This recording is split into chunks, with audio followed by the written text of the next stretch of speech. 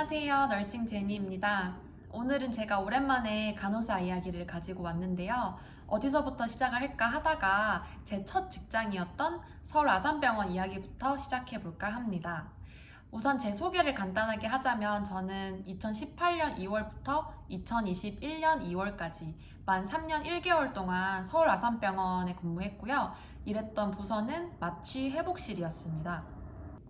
저는 3학년 겨울방학 때 인턴십을 했었는데요. 서울 아산병원, 삼성 서울병원 이렇게 두 군데에서 각각 일주일씩 했었어요. 그 당시에는 아산병원 외과계 중환자실에서 인턴을 했었는데 그곳 분위기가 너무 좋아서 그때부터 아산병원에 입사해야겠다고 결심을 했었고요. 보통 인턴십을 하면 정규 간호사 채용 때도 훨씬 유리하다는 이야기가 많잖아요. 그래서 저는 정규직 채용 때 면접도 2번이 아닌 1번만 봤었고 비교적 수월하게 취준 과정을 끝냈던 것 같습니다. 7월쯤에 제가 지원했던 병원은 아산병원, 삼성병원, 그리고 고려대학교 병원 이렇게 3군데였었는데 아산병원이랑 삼성병원 둘 다 인턴십을 해서인지 둘 다 합격을 받았어요.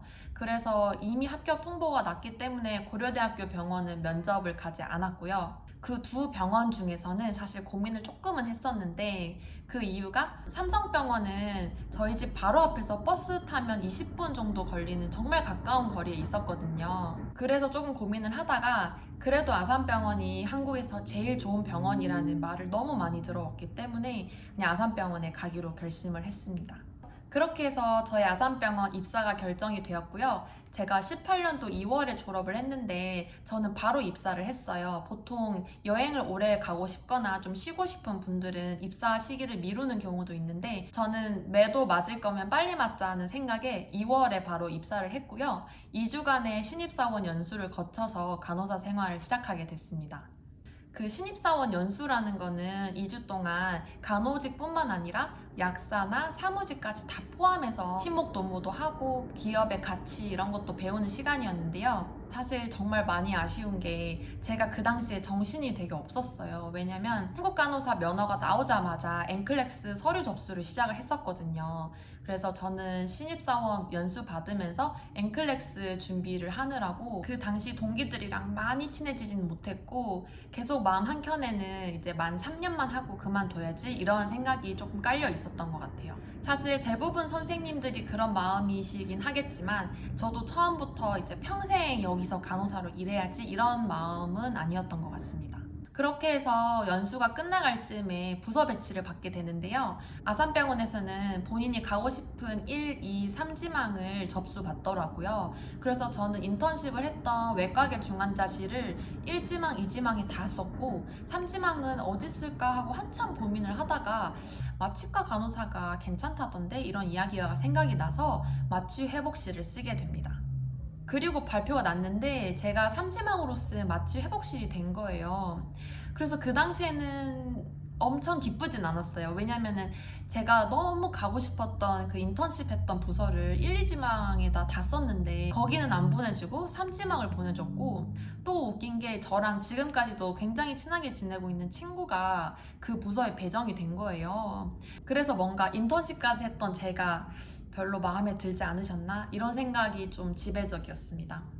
어쨌든 마취회복실 부서 배정 받았을 때 사실 친구들은 굉장히 잘된 일이라고 축하를 많이 해줬어요.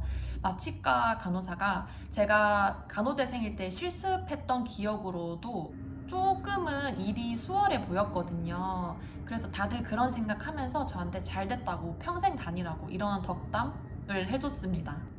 그렇게 해서 들어가게 된 수술실은 사실 간호사가 2종류가 있어요. 수술실 간호사랑 마취회복실 간호사 이렇게 2종류인데 그 당시 같은 연도 같은 달에 입사했던 마취회복실 간호사 8명, 수술실 간호사도 그 정도 해서 거의 16명의 신규가 입사하게 됐습니다.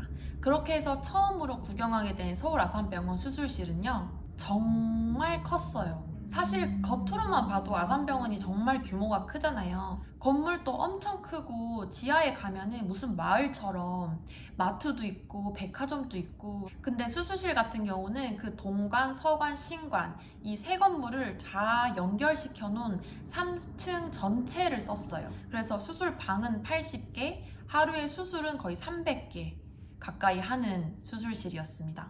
그래서 당연히 거기서 일하는 인력도 엄청나게 많았죠.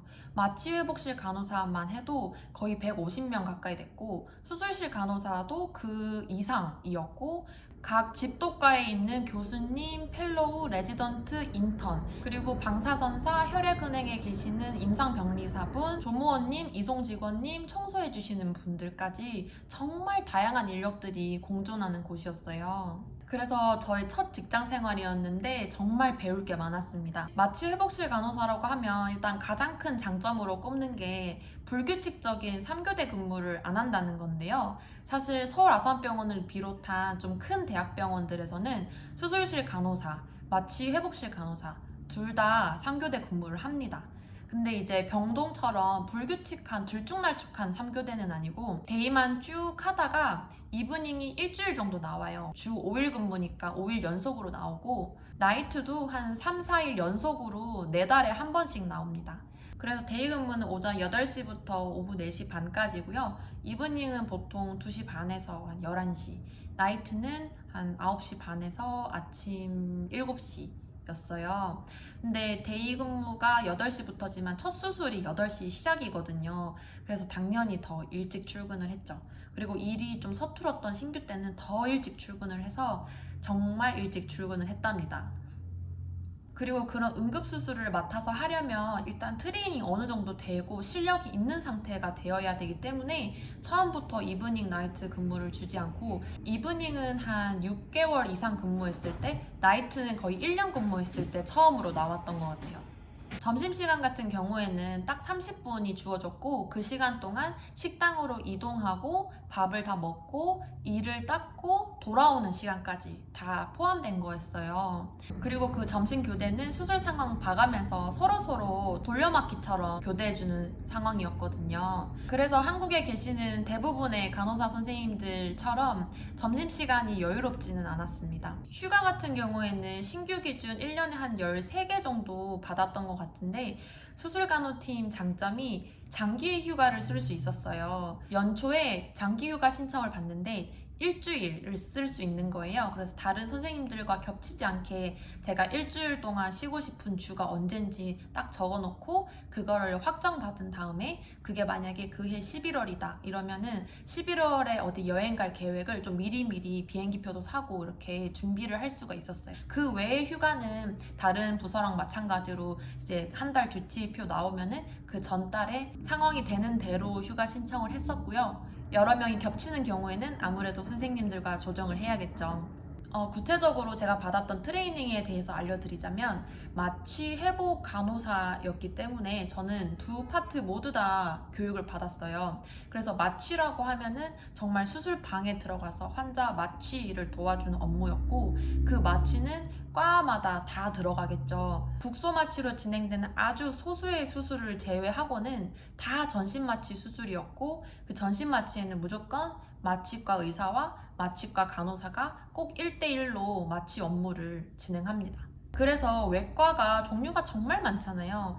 성형외과, 정형외과, 흉부외과, 비뇨기외과, 일반외과 등등 정말 많은데 그 수술 종류에 따라서 마취하는 방법도 조금씩 다르고 마취뿐만 아니라 수술방에서 환자의 체위 간호라든지 욕창 간호, 낙상 방지 이런 것들에 다 간호사가 개입을 했기 때문에 디테일을 모두 배우는 게 굉장히 내용이 많았습니다. 그래서 트레이닝은 한 달에 한 과씩 교육을 받았는데 그 과를 모두 다 돌고 나니까 거의 1년이 가더라고요.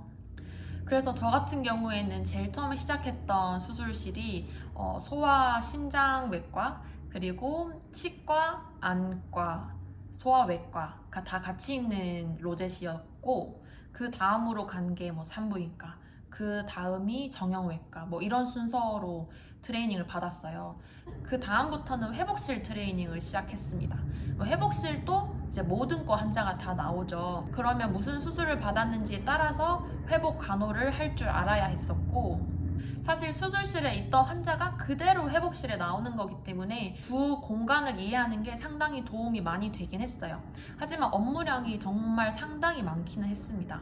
그리고 여기서 끝이 아니라 그 다음에는 당일수술센터 트레이닝을 시작했는데요. 그 센터는 하루에 300개씩 하는 그 수술 중에 약 100에서 130개를 담당하는 곳이었고, 그 당일수술센터에 오는 환자들은 비교적 건강하고 비교적 난이도가 낮은 수술을 받으러 오지만, 집에서 온 환자의 수술 전 간호, 그리고 수술실에 갔다가 나와서 회복실 간호, 집에 갈 수 있도록 하는 퇴원 교육, 또는 수술 후 입원 환자의 병동 인계 업무까지 다 커버를 했고요. 그 다음으로는 통증 클리닉에 가서 이제 마취과 의사들이 거기서 통증 관련된 여러 가지 시술도 하고 약 처방도 하고 하는데, 그런 업무 보조를 하는 외래 간호 업무도 했습니다. 그러니까 제가 만 3년을 일을 했는데도 사실 트레이닝을 다 못 받고 나왔어요. 너무 업무 범위가 넓어서 퇴사하는 날까지도 업무를 제대로 하지 못하는 채로 퇴사를 할 정도였습니다. 그래서 제가 분명히 입사했을 때 마취 회복실 됐다고 친구들이 축하해줬다고 했잖아요. 근데 주변 친구들한테 제가 어떤 업무까지 다 해봤는지를 쭈루루룩 다 언급을 하면 정말 놀래더라고요. 그래서 마취 회복실이 객관적으로 다른 부서보다는 퇴사율이 낮지만, 그래도 저를 포함해서 제 동기 선후배 중에 퇴사한 케이스가 꽤 많아요.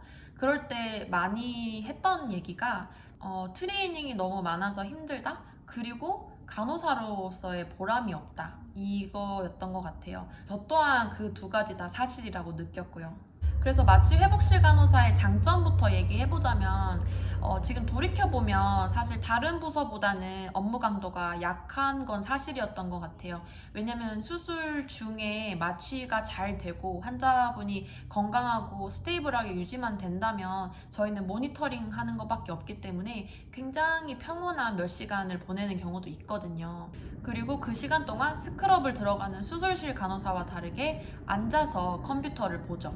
그리고 이브닝이랑 나이트 근무가 자주 찾아오지 않기 때문에 근무가 나름 규칙적인 편이고, 주말 근무도 한 달에 한두 번만 하니까 그것도 다른 동기들이랑 날짜를 바꾸던지 하는 그런 유동성이 있기 때문에 주말에 약속 잡는 것도 용이하고 주중 저녁에 약속 잡는 것도 용이하고, 그래서 개인적인 생활을 병행하기가 조금 더 쉬웠던 것 같아요. 저도 그래서 앵클렉스 및 미국 간호사 준비를 할 수 있었던 거고요. 그에 비해서 단점은 우선 교대 근무를 많이 안 하기 때문에 당연히 월급은 조금 적습니다. 심야수당이 안 나오기 때문에요. 그리고 간호사로서의 보람이 없어요. 중환자실처럼 간호사가 전적으로 환자 옆을 지키는 그런 경우가 거의 없고, 너무 크리티컬한 상황이기 때문에 수술 중에는 수술을 하고 있는 집도과도 항상 존재하고 마취과 의사도 대부분 존재하기 때문에 제가 혼자 독단적으로 간호 업무를 하는 일이 거의 없다고 보시면 돼요. 그래서 내가 간호를 하고 있는 게 맞나? 이런 의문을 너무 많이 했었고, 제가 간호사인지 뭘 하는 사람인지에 대한 정체성 혼란이 되게 많았던 것 같아요. 그리고 환자분은 수술을 하면 항상 주무시고 계시니까 환자분과 뭐 소통할 기회도 많지 않고 해서 보람을 느끼지 못했던 것 같아요. 그렇기 때문에 제가 다 일해봤던 수술실, 당일수술센터, 회복실, 통증클리닉 중에 저는 당일수술센터가 제일 좋았는데요. 그 이유가 이제 집에서 오신 환자분들을 인터뷰하는 것부터 시작해서 옷을 갈아입혀드리고 뭐 라인을 잡고 필요한 약을 드리고 수술에 대해서 설명도 해드리고, 수술하고 나오시면은 회복하는 모습도 지켜봐드리고, 집에 가기 전에 퇴원 교육, 뭐 주의사항 설명이라던가 복약 지도 이런 부분도 하고, 그리고 앞으로 예정된 외래 일정 소개할 때 뭐 검사 시간이라던가 외래 날짜, 그런 스케줄 조정도 제가 적극적으로 환자분의 옹호자 역할을 하면서 환자분에게 편하게 맞춰드리는 그런 일들이 굉장히 보람이 있었거든요. 그래서 그 당일수술센터라는 곳은 철저히 저희 회복실 간호사들로 운영되는 곳이었기 때문에 저는 그곳에서 일했던 경험이 제일 즐거웠습니다. 제가 어떤 간호사인가에 대해서는 저는 절대로 일을 막 엄청 잘하는 간호사는 아니었던 것 같아요. 업무를 엄청 빨리 이해한다던가 이런 게 그렇게 특출나지는 않았고, 저보다 훨씬 손도 빠르고 이해도 빠르고 선생님들이랑 너무 잘 지내는 그런 동기들이 많았어요. 그래서 제 생각에 저는 정말 딱 평균, 같이 일하기 싫지도 좋지도 않은 딱 그 정도의 간호사였던 것 같습니다. 그리고 제 동기들이 저에 대해서 어떻게 얘기했는지를 기억을 돌려보면, 그런 얘기를 많이 했어요. 제가 굉장히 태연하대요. 수술실에서 일하다 보면 응급 상황이 되게 많은데 제가 막 홀롤롤 이렇게 잘 안 하고 좀 차분한 편이거든요. 그래서 좀 겉보기에 좀 태연하게 그냥 문제 해결책만 조용히 찾고 좀 태연하고 초연하다, 연연하지 않는다 이런 말을 좀 많이 들었고요. 그건 아무래도 제 MBTI가 ESTJ인 거랑 좀 관련이 있는 것 같아요. 일하면서 수술실 간호사 선생님들이랑 또 굉장히 밀접하게 소통했었는데요. 가장 큰 차이점은 중요하게 생각하는 부분이 달라요. 그래서 수술실 선생님들은 정말 멸균 영역, 컨타 이 개념에 대해서 진짜 엄격하시고, 그리고 수술 프로시저에 대해서 당연히 저희보다 잘 아시고, 그리고 집도과랑 엄청 친하시고. 근데 저희는 사실 마취과 선생님이랑 저희끼리랑 엄청 친하긴 하지만 수술에 대해서는 대략적으로 알아요. 대충 이런 식으로 흘러가는 건 아는데 저희는 아무래도 모니터를 더 신경 많이 쓰죠. 환자분의 산소 포화도, 심박동수, 혈압 등등 이런 수치들을 많이 중요하게 보고, 그러다 보니까 당연히 약물, 모니터 기계, 그리고 수혈 이런 거에 정말 관심이 많습니다. 그럼에도 불구하고 한국에는 이렇게 두 종류의 간호사가 수술실에 공존하다 보니까 함께 협업하는 부분도 분명히 많은데요. 그 부분이 저는 체위간호, 욕창간호, 낙상 방지라고 생각합니다. 아산병원을 다녔던 거에 대해서는 한치의 후회도 없어요. 분명히 힘들었지만 분명히 배운 것도 많았고, 다 지났으니까 이렇게 말할 수 있는 거지만 그 경험을 토대로 제 자신에 대한 자신감이 정말 많이 차올랐어요. 당연히 앞으로도 갈 길이 멀지만 제가 3년 동안 배울 수 있는 건 정말 많이 배웠던 것 같습니다. 워낙 큰 병원이기 때문에 수술실 안에 촬영도 많이 왔었고요. 그 촬영을 하는 명의, 유명한 교수님들도 많았고, 그만큼 환자분들도 특이한 케이스도 많고 정말 어려운 케이스도 많았고요. 또 제 개인적으로는 아산병원에서 마취회복 간호사, 그리고 미국에 와서는 수술실 간호사, 이렇게 양쪽을 다 경험해봄으로써 채워지는 지식의 공백도 많은 것 같아요. 그래서 수술실에 대한 이해가 굉장히 깊어졌기 때문에 저는 아산병원에서의 경험이 저에게 정말 소중하다고 생각합니다. 그럼 오늘 영상도 봐주셔서 감사하고요. 제가 셀프로 이렇게 Q&A 문답을 하다 보니까 빠진 내용도 있을 것 같은데 혹시 더 궁금한 내용이 있으시면 댓글로 남겨주세요. 그럼 제가 답글 달아드리도록 하겠습니다. 그럼 다음 영상에서 또 만나요.